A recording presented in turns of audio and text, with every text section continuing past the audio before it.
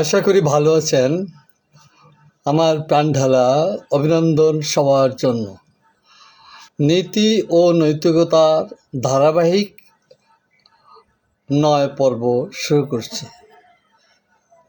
9 পর্বে আমি বিশেষ করে আমার আজকের বক্তব্যটা উৎসর্গ করতেছি মানব জাতির প্রকৃত যারা ধার্মিক তাদের জন্য। তো শুরু করি।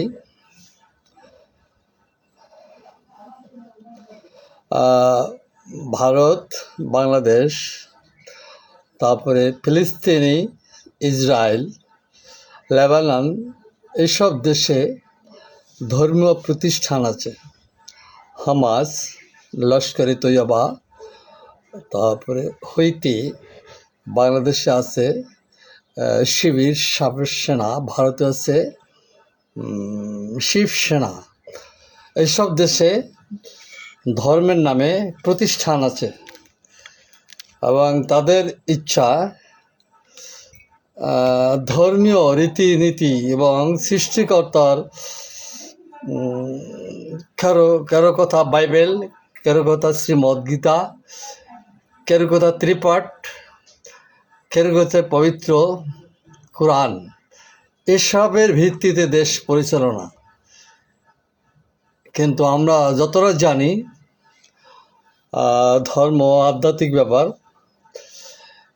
এটা চলমান, যুগে যুগে সময়ে সময়ে মানব জাতির বিভিন্ন ব্যবস্থা এসছে। ওই ব্যবস্থায় রাজনীতিকগণ, সমাজের বিজ্ঞানীরা এটা সেই কালের চক্রে যখন যেটা উদ্ভব হয়েছে তার উপরে ভিত্তি করে দেশ পরিচালনা, সংবিধান ইত্যাদি তৈরি হয়েছে। কাজে এটা করতে যেয়ে ওই শ্রীমদ্গীতার সাথে সাংঘর্ষিক বিষয় আসছে, বাইবেলের সাথে সাংঘর্ষিক বিষয় আসছে, ত্রিপাঠের সাংঘর্ষিক বিষয় আসছে, কোরআনের সাথে সাংঘর্ষিক বিষয় আসছে। তাই আধুনিক পার্লামেন্টারি বা আধুনিক জ্ঞান বিজ্ঞানীরা বলছে যে ধর্ম পবিত্র জিনিস, তাকে কোনো রাজনীতির সাথে, রাষ্ট্রীয় কার্যকলাপের সাথে যুক্ত না করা। এর সাথে দ্বিমত করে কিছু সংখ্যক ধর্মীয় প্রতিষ্ঠান, যেটা বললাম, ওই যে হুইতি, লস্করে তৈয়বা, হামাস, তারপরে ইসলামী শিবির, ছাত্র সেনা, তা শিব, এই সমস্ত ধর্ম অন্ধরা, এরা আবার ধর্মটাকে ওভাবে জানেও না। এই ধর্ম অন্ধ ব্যক্তিরা বলছে কি না, এটা খোদার দুনিয়া, খোদার মানুষ, খোদার বিধান দিয়া পরিচালিত হবে। এই হয়েছে আধ্যাত্মিক আর আধ্যাত্মিক একটা সংঘর্ষ চলে আসছে, যার অ্যাকশনে আমরা কি দেখছি, বিভিন্ন ধর্ম, এক সম্প্রদায় আর এক সম্প্রদায়ের বাড়ি লুটপাট, আগুন, অগ্নিসংযোগ, এমনকি মৃত্যু। এই কিছুদিন আগে আমাদের মহানবীকে গাল দিয়েছে এমন একটি লোক, গার্মেন্টসে চাকরি হতো, তাকে পিটিয়ে মেরে ফেলেছে, আগুন দিয়ে পুড়িয়েছে। আর এইরকম তো ঘটনা একটা না, এই যে ভারতে চারটা লোককে মেরে ফেলা হয়েছে, তাদের অপরাধ, তারা মুসলিম। বাংলাদেশে মৃত্যুর ঘটনা অতীত থেকে জানা নেই আমার, তবে ঘটছে। এবং ঢাকাসহ বাংলাদেশের বিভিন্ন শহরে হিন্দু ধর্মের, সনাতন ধর্মের লোকেরা শহরে সন্ধ্যা করতে পারে না, হুলুক ধ্বনি দিয়ে, ঢোল পিটিয়ে কোনো সন্ধ্যা করতে পারে না। অথচ ঢাকায় বা কলকাতায় খুব জোরে সোরে সনাতনী ধর্মের বাজি বাজনা দিয়ে ধর্মীয় উৎসব করা হয়। ঢাকায় আপনার যারা যাত্রাবাড়ি এলাকায় গেছেন শ্রমিকরা, ওই সমস্ত এলাকায় ঠিক সন্ধ্যার সময় মসজিদে যখন আজান দেয়, তখন ছাত্রদের পড়ার সময়, এবং অনেক ঘরে বৃদ্ধ মানুষ আছে, অসুস্থ মানুষ আছে, এবং ছাত্রদের লেখাপড়া করতে পারে না, প্রচণ্ডভাবে একই জায়গা পাশাপাশি এই 20 হাত 25 হাত ডানি বাই পিছে মসজিদ একসঙ্গে আজান দেয়। আমি যে এলাকায় থাকি সেখানে ওরকম সন্ধ্যার সময় মনে হয় কি তৃতীয় বিশ্বযুদ্ধ হয়েছে, একই সঙ্গে আজান। এবং একটা মসজিদ থেকে আরেকটা মসজিদ 1 মিনিটের পথে মাথায় 1.5 মিনিট হাঁটলেই একটা মসজিদ। এই সমস্ত মসজিদে প্রচণ্ডভাবে আজান হয়। এখন মুসলিম দেশগুলায় হিন্দুরা আবার তাদের শবযাত্রা সহ ধর্মীয় তীর্থযাত্রায় দেখা গেছে মুসলমান এরিয়ার ভিতর দিয়া তারা তাদের শবযাত্রায় বা কোনো তীর্থস্থানে যাওয়ার সময় রাস্তায় ঢোল ডাগর পিটাতে পারে না, এমনি চলে যায়, হেঁটে যায়। তা আমি এভাবে একদিন বলছিলাম কি, আপনারা তো আপনাদের প্রত্যেকের হাতে ঢোল দেখি, বাজান না? না, এটা মুসলিম এরিয়া, নিষেধ। কাজে এই যে বিধিবিধান, এটা তো কোনো ধর্মে নাই। যেগুলো আমি আলাপ করলাম এটা কোনো ধর্মে নাই। ধর্মে আমরা পাই খোদার সৃষ্টি, কতগুলো ধর্ম আছে। এখন কোনটা খোদার সৃষ্টি আর কোনটা খোদার অসৃষ্টি এগুলো আবার খোদা বলে নাই। তবে প্রত্যেকটা ধর্মের লোকদের দাবি এটা আমার ধর্মেরটা সত্য আর সব মিথ্যা। আমার ধর্মটা আবার আরেক বলছে আমার ধর্মটা সত্য, বাকি সব মিথ্যা। এবং মিথ্যাদেরকে উচ্ছেদ করা বা মেরে ফেলা যায়, এটা তাদের কাছে পথে গেলে বিভিন্ন সময় শুনেছি। এখানে আমাদের সামনে মসজিদ আছে, তাই আমরা এখান থেকে ঢোল বাজাবো না মসজিদের পরে। আমাদের প্রতিবেশী ভারতে গেলে দেখা যাবে যে আজান এখন মসজিদ আর আজান তারা গুড়িয়ে দিচ্ছে। সকল মসজিদ ভেঙে ফেলছে এবং মুসলিম মহিলাদেরকে পথে ঘাটে মিডিয়ায় যা দেখেছি তাদেরকে ধরে বোরকা খুলে দিচ্ছে এবং তাদেরকে জোর করে বলাচ্ছে, বলো জয় শ্রীরাম বলো, জয় শ্রীরাম বলো। তো একজন হিন্দি ভাষাভাষী সে বলছে যে জয় শ্রীরাম বলো। তো উনি তো বেশ বয়স্ক বাঙালি, উনি ওরকম বলতে পারে নাই, বলছে জয় জয় শ্রীরাম বলছে, তা রামটুক বলে নাই। তা ওই বুড়ো বদ্দলা একটা থাপ্পড় বসিয়ে দিছে, বলে বল জয় শ্রীরাম। তখন বুড়ো অনেক কষ্ট করে জয় শ্রীরাম বলছে।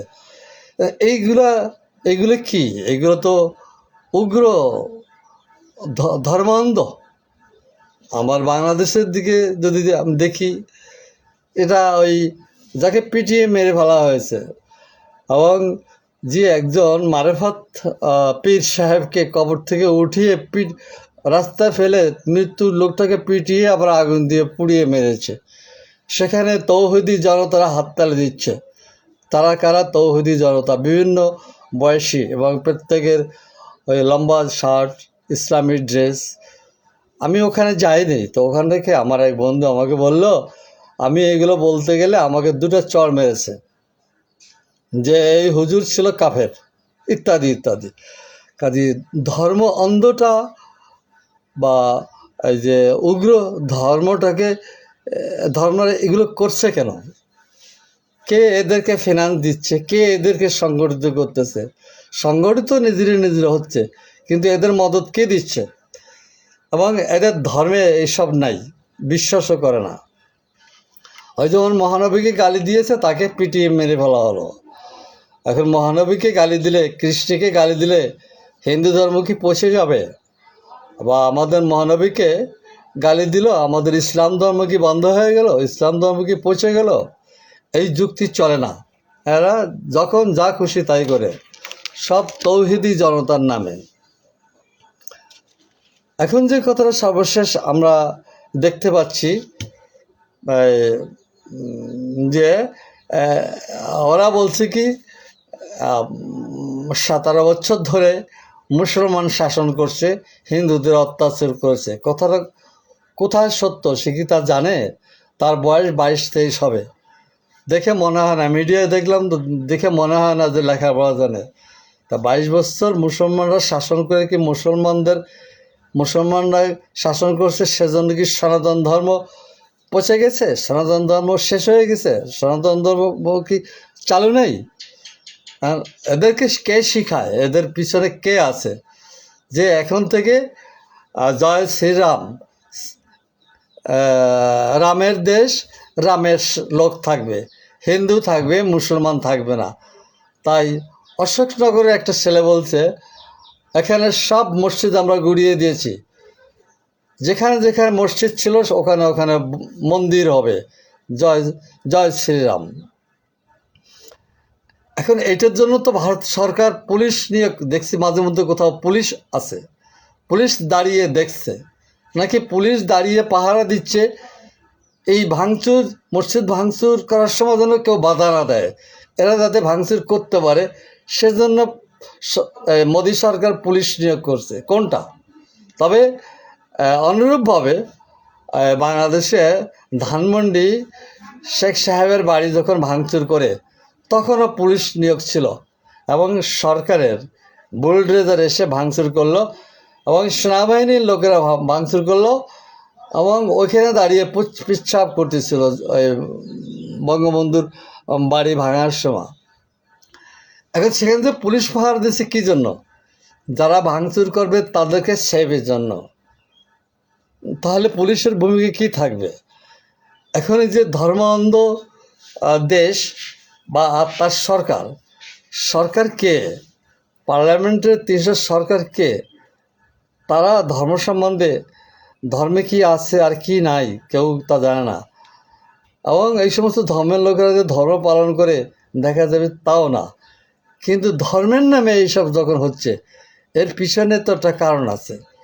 মানুষ স্বতঃস্ফূর্তভাবে হয়তো বা কোথাও ঘটে বসতে পারে আল্লাহর প্রেমে, শ্রীকৃষ্ণের প্রেমে হয়ে বসতে পারে, কিন্তু সেটা এইভাবে না।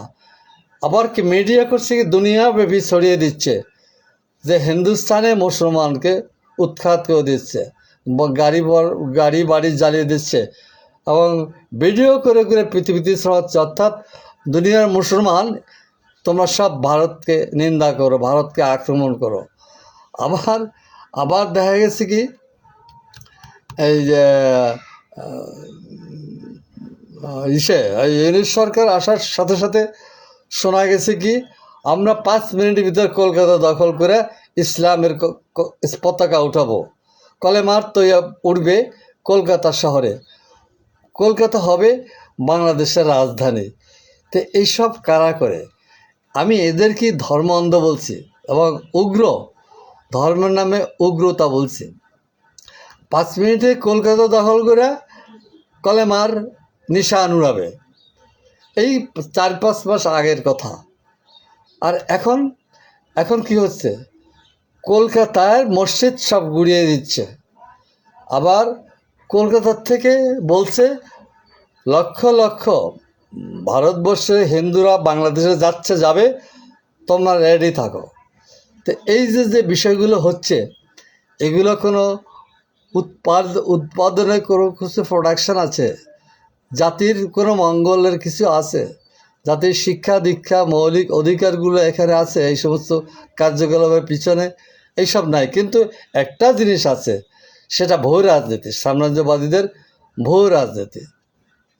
এই ভূ রাজনীতিতে টাকা, মদত, জ্ঞান ইত্যাদি কেউ না কেউ দিচ্ছে, এটা হলো আসল। আমি এখানে ধর্মীয় উগ্র ধর্মান্ধদেরকে প্রধানভাবে দায়ী করি না, প্রধানভাবে দায়ী করি ধনতান্ত্রিক ব্যবস্থা, পুঁজিবাদী ব্যবস্থার টিকিয়ে রাখার জন্য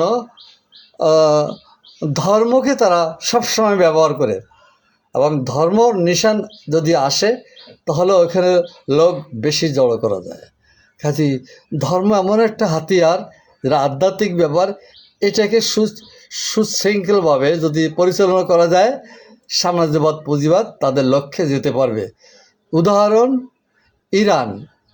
ইরানের ইসলামিক রেভলিউশনারি গার্ড, ফিলিস্তিনের হামাস ইত্যাদিদের উদ্দেশ্য কি?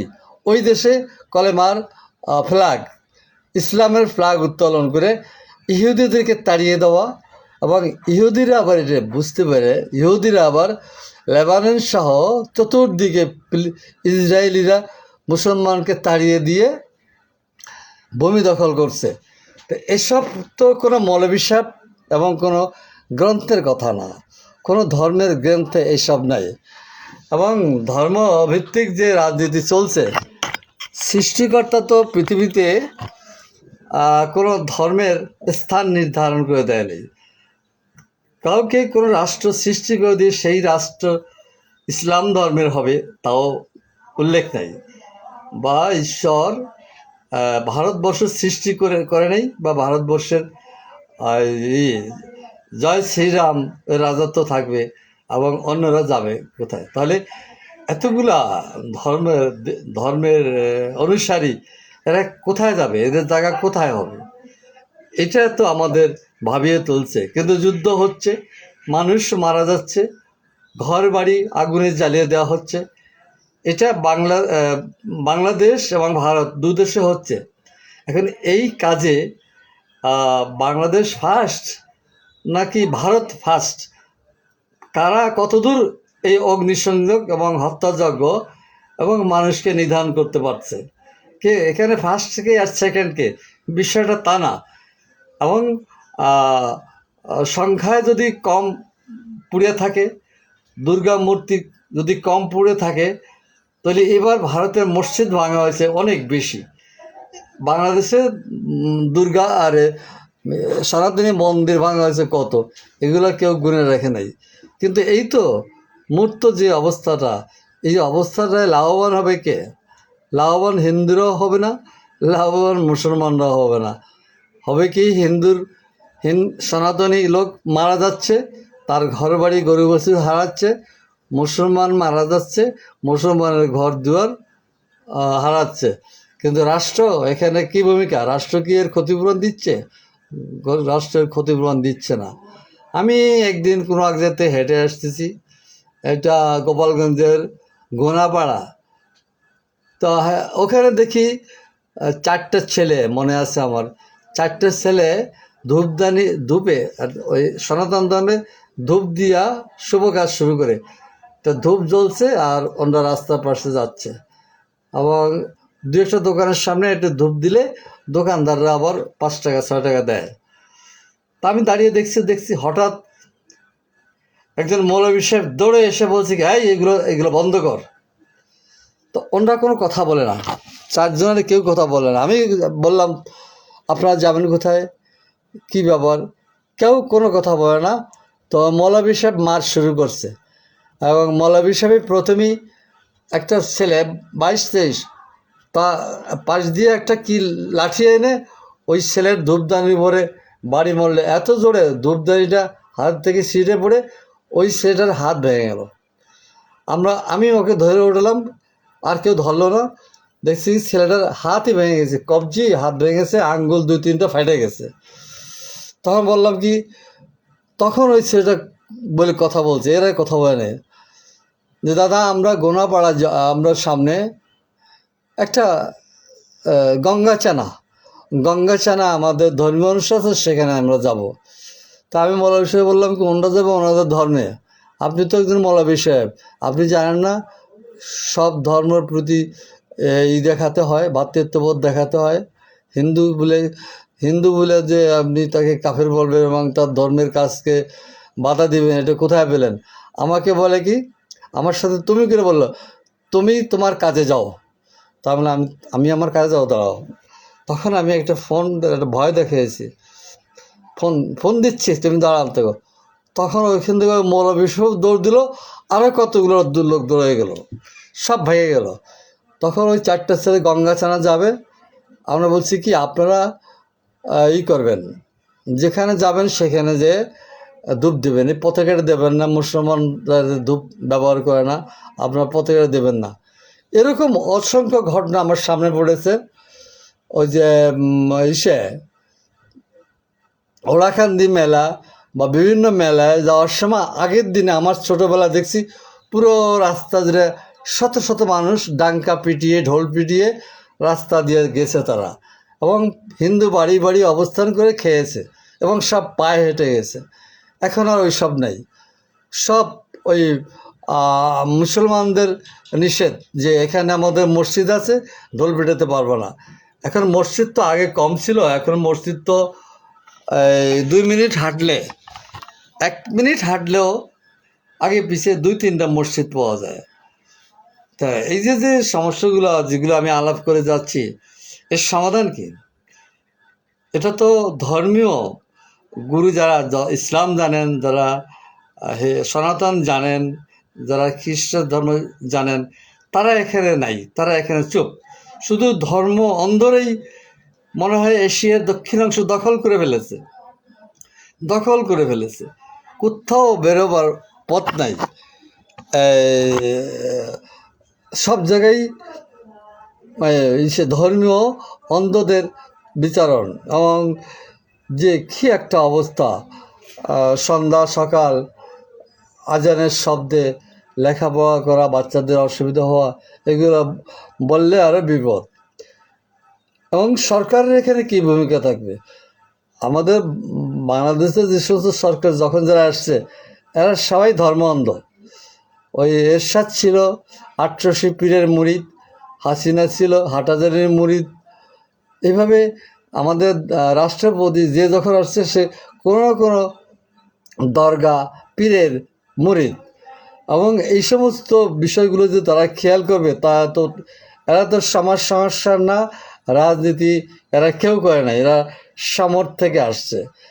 সেনাবাহিনীতে ছিল, রিটায়ার্ডে এসে বা রিটায়ার্ডে থাকতেই প্রধানমন্ত্রী হয়ে গেছে, রাষ্ট্রপতি হয়ে গেছে।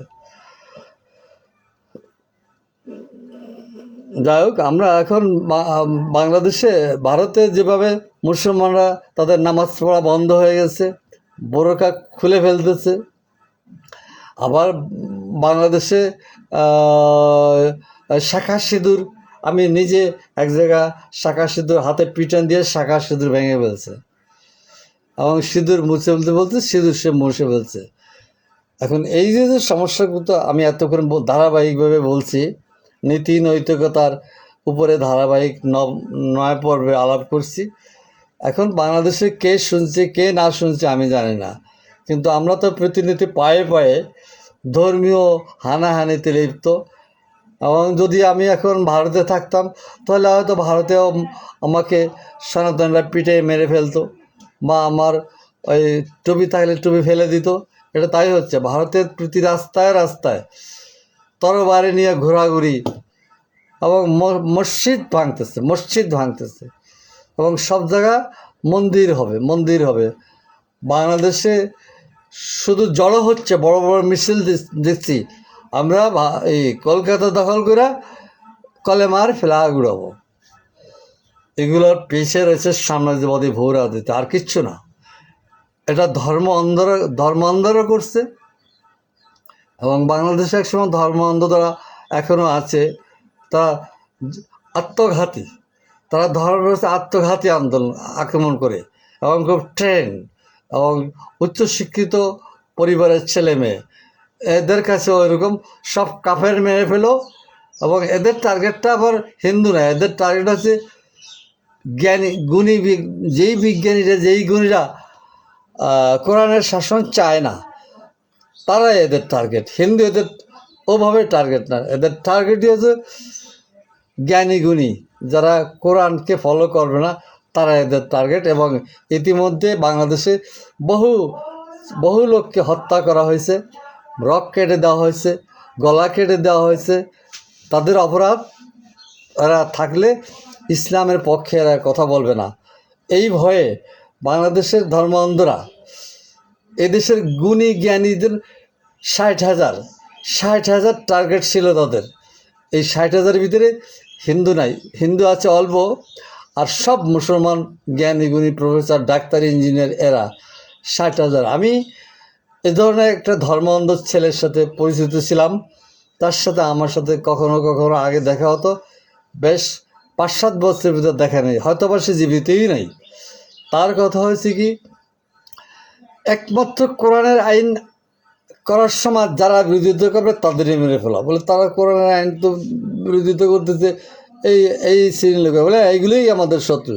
বলে হিন্দু আমাদের কোনো ঘটনা না, ক্ষমতা দখল করলে ওরা থাকবে, কিন্তু কোরআনের আইন এবং কোরআনের সংবিধান অমান্য করতে পারে এমন 60,000-কে আমাদের টার্গেট করা আছে। ওই ছেলেটার বাড়ি কোথায়, আসল কিরাম আমি জানি না, কোনো একটা প্রেক্ষিতে আমার তার সাথে ঢাকাতে দেখা হয় মধুর ক্যান্টিনে, এখন আর দেখা হয় না, কোথায় বাড়ি কিছু জানি না। কাজে ধর্ম অন্ধ শুধু ঢাকায় না, ধর্ম অন্ধ পৃথিবীর সব কটা দেশে আছে। এবং সৃষ্টিকর্তা মুসলমানদের জন্য, হিন্দুদের জন্য, খ্রিস্টানদের জন্য কোনো সীমানা রাষ্ট্র করে দেয় নাই। এবং সৃষ্টিকর্তা কোন ধর্ম তার আর কোন ধর্মের লোকগুলো তার না, এটাও সৃষ্টিকর্তা কোনো ধর্ম কিন্তু উল্লেখ নেই। তো ধন্যবাদ, ভালো থাকেন, আবার দেখা হবে।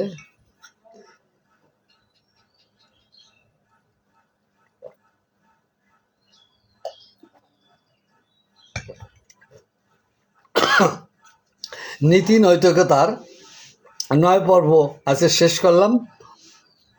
এবং নীতি নৈতিকতা শিরোনামটা কিন্তু আমার বক্তব্যের সব জায়গায় খুঁজলে পাবেন, যে আমাদের নীতি নৈতিকতার সৃষ্টি কি সৃষ্টিকর্তা করে দিচ্ছে, না নীতি নৈতিকতা আমার সোশ্যাল, আমার উৎপাদন ব্যবস্থা, আমার জীবন ব্যবস্থা, আমার রাষ্ট্রীয় ব্যবস্থা, এখান থেকে আমার নীতি নৈতিকতা সৃষ্টি হয়।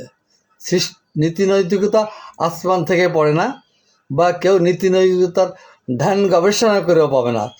বাস্তবতা, মূর্ত, যে মূর্ত বাস্তবতার ভিতর থেকে এই নীতি নৈতিকতা সব দেশে যার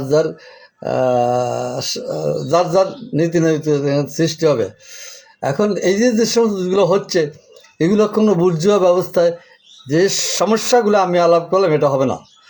বুর্জুয়া ব্যবস্থাটাই বহু রাজনীতির এবং শোষণের কাজে তারা ব্যবহার করে।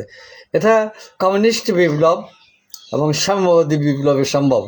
কমিউনিস্ট ব্যবস্থা আর দুনিয়ার মজদুর রাখাও, এখানে কোনো ধর্মের লোকদেরকে দেখা হয় না, লোক দেখা হয় সৎ মানুষ, শ্রমিক, কৃষকদেরকেই দেখা হয়, তাদেরকেই বিপ্লবের চেনে, তাদেরকেই। এখানে কোনো সাধু ব্রাহ্মণ মৌলবী পাদ্রী খ্রিস্টান এই বিবেচনায় কমিউনিস্ট বিপ্লব বা বৈজ্ঞানিক সমাজতন্ত্র এই বিবেচনা হয় না। বিবেচনা হলো তার বর্তমান অবস্থার সময়ে বাস্তব অবস্থার বাস্তব বিশ্লেষণ সংশ্লেষণের মাধ্যমেই করা হবে, মানুষ নিয়ে নয়। কে পূজা করলো, কে করলো না, কে নামাজ পড়লো, কে করলো না, যে বৌদ্ধ, কে খ্রিস্টান, কে মৌলবী সাহেব, এইসব এখানে কোনো স্থান নেই। এগুলো আমাদের কোনো শত্রুও না। তো থ্যাংক ইউ, আবার দেখা হবে।